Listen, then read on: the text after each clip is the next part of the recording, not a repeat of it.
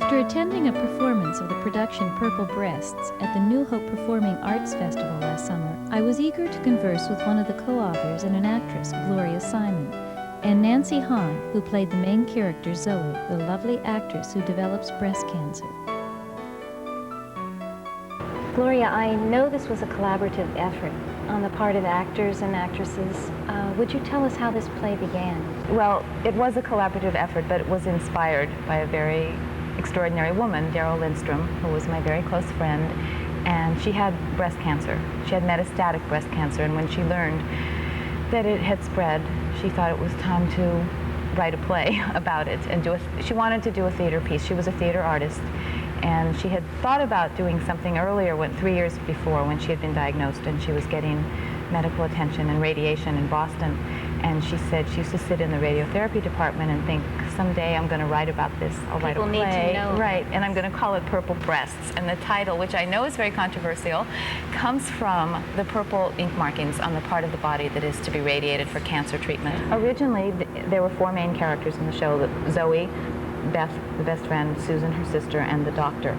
And each of us wrote some kind of monologue for our own character. As an opening? As an opening. No, it wasn't an opening then. Actually, the monologues appeared in the middle of the play. But it was written with the idea that each woman would just spiel out this stuff about how she feels about breasts. From the doctor, it was going to be very clinical. Yes. Which it still is. Yes, absolutely. Yes. And from Zoe, Daryl wrote Zoe's. And all you still Zoe's deliver material. Those lines? They've changed. Well, I've she wasn't not in the been production. Right. since This that was time. way back. It's already, what you've seen on the stage now is where I came in. Okay. Gloria discusses the origination of one of the most frank parts of Scene 1. And that whole string of terms for the breast that you're going to hear was kind of, we sat around the table one night and, and everybody just shouted out all the names they could think of for breasts. Well, you came up with a lot. So as you see it now, it's really Kimberly's concept of the breast monologues as an opening, and we've been told it works really well. I thought it was interesting what you said earlier about how it makes it possible for the audience to relax. Yes, that's true. Because they've heard all the terms already, and okay, now we know it's going to be a play about breasts, and people don't have to sit there and fidget and go, God, are they really talking about that? Right. And really, the synthesis of it all is really a different. I mean, you think a lot of thoughts, but I didn't think a lot of those thoughts, and you brought it together for me. It's really interesting. That's been some of the response that we get, especially in the medical community too. That these are things people are thinking, but no one's saying it. That some of the doctors were saying, gosh, we see patients day in, day out. And we forget that these kinds of things go on in the family at home. Yeah, it's and people involved in the family saying, this is what, we're so happy to see this presented on stage because no one talks about it. Well, let's go to it.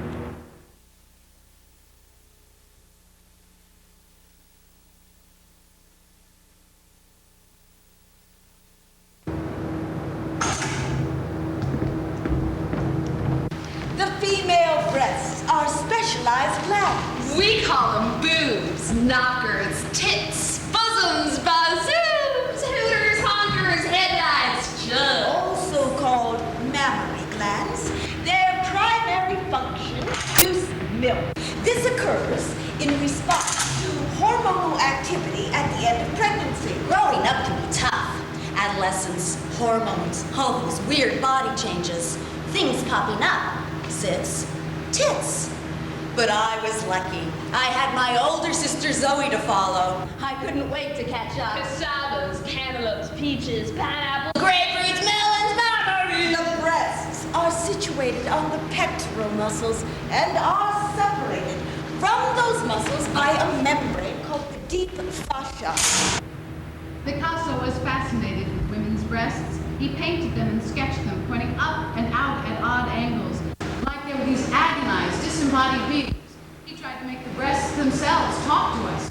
Maybe they did talk to him. Balloons, bonkers, beauties, bazookas, maracas, cupcakes. Each breast contains 15 to 20 lobes, arranged in a circle, very much like bunches of grapes, around the nipple.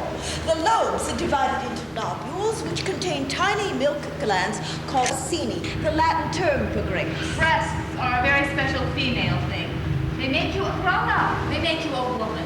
Just in themselves, they house all these incredible sensations and feelings. They can be touched softly, kissed, missed. I guess I'll always be Zoe's little sister. My Aunt Lila used to say, honey, if a girl is lucky enough to be well endowed, she doesn't need to flaunt it, but she might as well enjoy it. There's big, small, round, pointed. Oh, those ones with the huge nipples. Firm, saggy, everything imaginable, and then some. Tatas, yayas, lenanas, chichis, The tatas. lobules contain ducts called lactiferous sinuses, which lead to the nipple. My first real experience, glimpse actually. I was 10. My friend's mom. Now understand, this is completely by accident. The bathroom door was open, and it was only for a second or two. She was just standing there looking at herself in the mirror. From that day on, I could use the word "on" in a sentence and know what I was saying. Pillows, peccaries, pontoons, Bristols, bopsop, Willies, teasers, tubers, detention, Titanic, Bahamas. Breast, isn't breast a wonderful word? Makes you think soft, smooth, round, and sounds superb. Breast. Or like sigh, breast. When I was in Paris, I went to the Louvre. You walk up these marble steps and see the statue of the Winged Victory at the top of the stairs. And those white breasts sticking straight out with so much pride and so much power, the wings didn't even matter. It was the breasts that spoke power and joy. It struck me then how powerful women really are. The other night, I had a dream. In it, my right breast was cut off. I tried to look in the mirror. I turned away. Part of me was gone. And then things changed the way they do in dreams. I was going out for groceries and I forgot my breast. Isn't that a bizarre thing to say? Forgot my breast. Just left the house without my right arm the other day. Forgot it completely till I went to shift gears. I was kind of late to develop. I used to pray a lot every night before I went to bed. Dear God, let me be rich, let me be beautiful, and let me have enormous breasts. I think I was the first girl in school to discover padded bra. Anyway, I forgot my breast, and I'm in the produce section when I feel this woman staring at me. I was fondling melons at the time, and this woman is staring, and I look at her. I look where she's looking, and I see myself standing there in a t-shirt with one breast. I felt naked, unwhole. I pushed my cart out of produce into the canned soup section, crossed my arms over my chest, and left the store. What a dream. The day I got my first bra, I pranced around like I was Miss America. I could smell the red roses I was carrying, feel the crown on my head, hear the wild applause. This was my debut as a woman. In honor of that occasion, I chose to wear my brand new baby blue lamb's wool sweater to the dinner table that night. I sashayed into the kitchen. My father wouldn't look at me. He told my mother my clothes were too tight. My little brother said, cover up, your milk duds are showing. Yeah, cover up, your milk duds are showing. All of this is cushioned with fat and connective tissue and covered with skin. The pigmented portion of skin surrounding the nipple is called the areola. The nipple is erectile tissue, like the clitoris. Stimulation by touch or hold causes the nipple to become engorged, making it even more sensitive to stimulation. Men have too damn much to say about breasts. Well, I still hear those comments about voluptuous women. Big boobs, dirty jokes, desires. The only connection is sex. You know what I want to tell those guys? I want to tell them to go and milk a cow. Speaking of milk, one of the most beautiful things I can think of about breasts is that they nourish babies. Oh, I long for the day when I can hold a tiny infant to my breast and feed it life. Watch it grow from my milk, from my breast. Normally it's the face I look at first, but then after that it's almost always the tits. It's automatic, I don't even think about it. Oh, I check them out for that split second when she's not looking. Or at least I think she's not looking. I see them, I make a judgment, and I go from there. Sometimes I get angry at myself. I mean, why can't I see a woman for who she is instead of someone with tits? God, it happens just like that. And I figure, why fight it? I mean, they are nice to look at. You know what I love? I love bearing my breasts, even if they are small. Even if I'm a little shy about it. Once, when I was alone on a beach in the Mediterranean, I took off my top and bared my breast to the sun. Well, I could feel everything on them, through them. The warmth, the breeze, the mist of the sea. I imagined myself a Grecian goddess with a flowing gown that exposed one breast. There is a painting by the French artist Jean Giraud called The Bath. In it, a Nubian slave is bathing a white woman. The white woman is seated. Her back is to us. She's almost insignificant except that she is nude, and her soft white skin is very vulnerable. The black Nubian woman is standing, leaning toward the white woman, washing her arm. The Nubian is draped in some kind of sarong. She has on a turban, and she's encumbered by earrings and wrist and arm and ankle bracelets. She has large hands and very large bare feet. She's a strong and impenetrable presence, except that one breast is exposed over the top of her sarong, the one pointing toward the white woman. It's almost as if the breast were saying, I'm just like you, white woman. I, too, am vulnerable and soft, but who will black skin in the morning and take care of like a mother taking care of a child? Who will revere me and protect me? Who will dry me and enfold me in soft Turkish towels and anoint my bosom with sweet, fragrant oil? I had to be pulled away from that painting. It's quite common for a woman's breast to be asymmetrical. This is partly due to the muscles under the breast varying in size, the dominant side being larger, such as the right side of a right-handed woman. What's wrong with having one breast? It doesn't mean you're a freak. The freaky thing is having to strap a piece of silicone on your chest every time you leave the house. Most breast lumps are benign and respond easily to treatment. However, if a woman discovers a lump, a doctor should be consulted immediately. I don't mind doing the monthly self-exam, but the mammogram, where they squish your boob like a pancake. But it's important, so I do it. there's a story in mythology about Amazon warrior women. And how they used to cut off their left breasts so they could be better huntresses. Their breasts were in the way of accomplishing greater things. Imagine breasts being in the way. What's wrong with having one breast? That one black breast peeking out over the top of that woman's sarong said so much to me. And all those Picasso breasts sticking up and out at odd angles into the air. Picasso, I think I understand you now.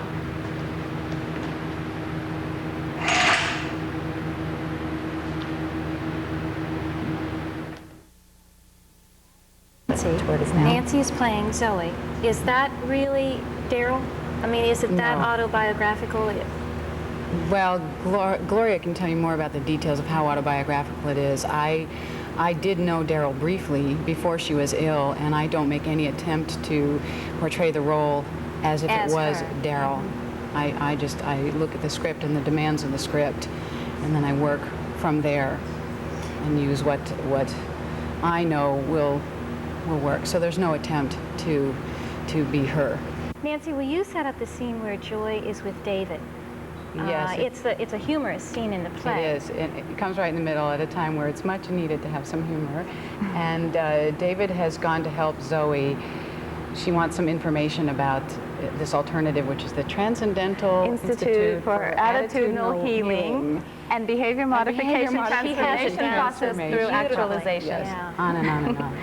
Yeah, and so David goes, David goes and to get this information, and he finds out that he's not really going to get anything he needs there. And that's mostly what the scene is about. And this is a beautiful scene, yeah. Yeah, it's funny.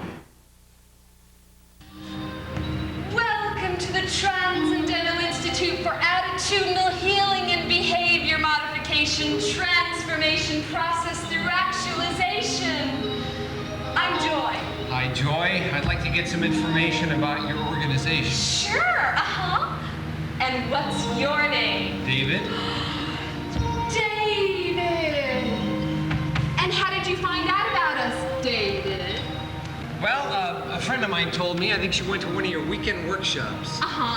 So you're interested in one of our workshops? I don't know. I'm here for my wife, Zoe. She's very sick. Zoe has cancer, and do you really think a love workshop is going to help her? Well, obviously different temperaments experience transformation in different ways. There is a large unknown factor. I mean, the scope of psychophysical aspects of transformation extends far beyond our limited experience. But what I do know, David, is that Zoe must have suppressed a powerful anger in order to have caused her cancer. Wait a minute, hold it. You telling me that she caused her own cancer? What the hell is the matter with you people? Nobody hates themselves enough to give themselves cancer. Wait, David!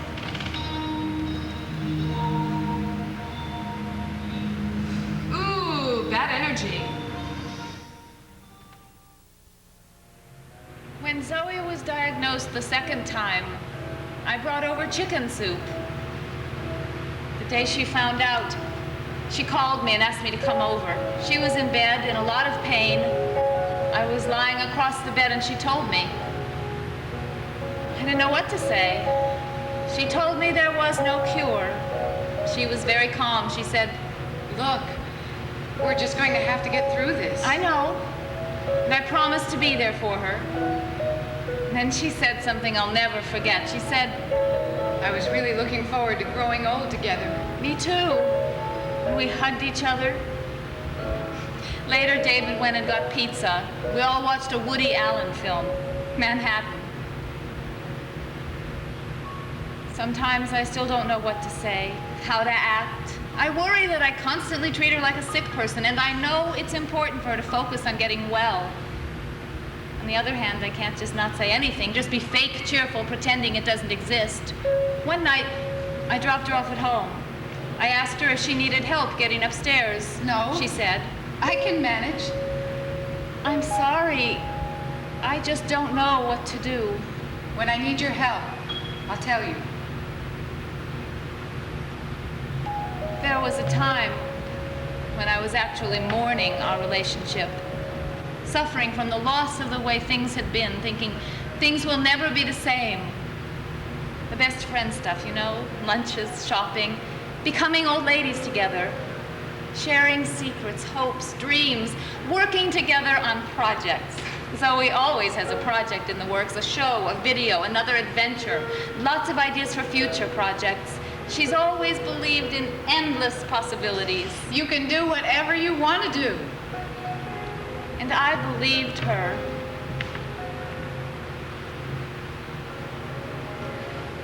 So what happens now?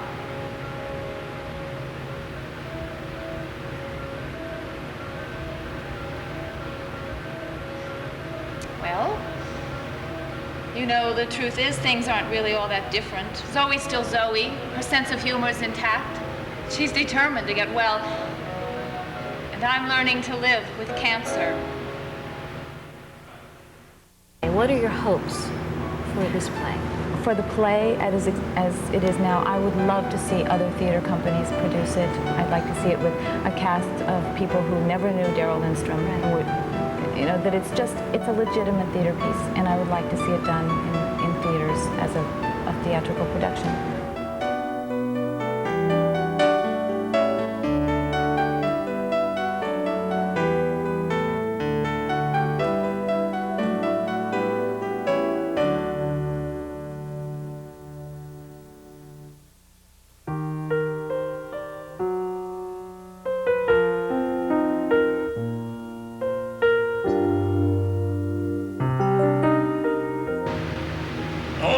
People is that they won't obey the rules of my life.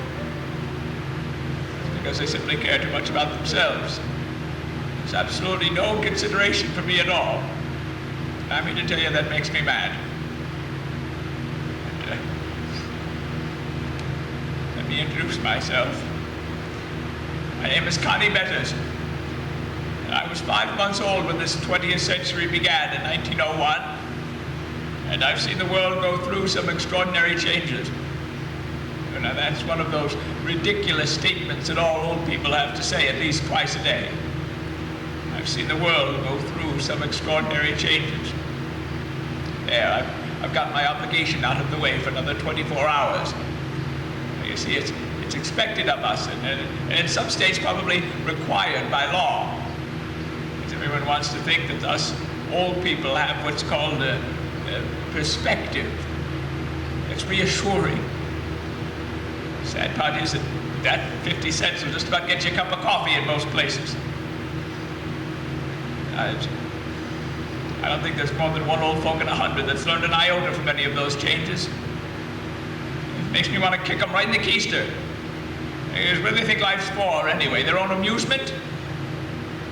I'm here to tell you that life's about learning, the acquiring and passing on of wisdom from person to person and generation to generation. The lessons you learn are the ones that you teach. And the greatest gift is the one that enables someone else to more fully appreciate life. Now, for the better part of 82 years now, I have been keeping a diary, 2 parts. One for the way it should be, and the other for the way it turned out. Now that is how we perceive life. You see, I know if you will all think back over the last 20 years of your life, you will at some point come face to face with the way it should have been. Am I right? You'll be followed closely by a short, depressing kick in the chops over the way it turned out. But to me, life is a constantly shifting tug of war between the way it should be and the way it turned out.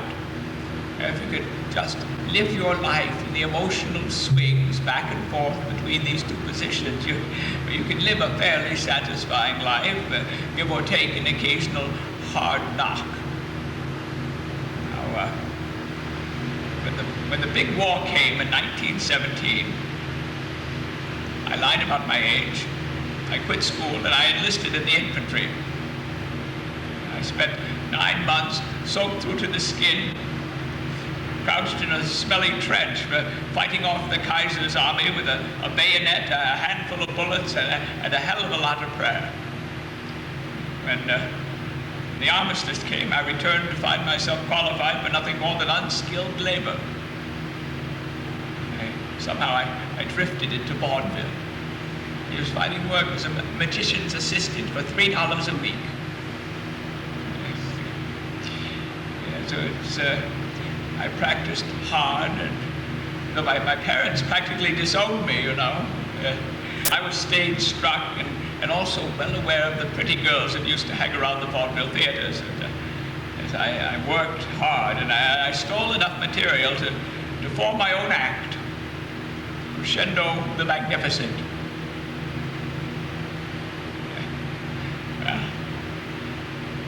My salary went up to $30 a week. I played the small-time circuit for 3 to 4 years, and I did okay. Never a headliner, but always worked steady. And I saw a great deal of this country from the window of a train. Oh, now what I'm going to talk to you about now is about time.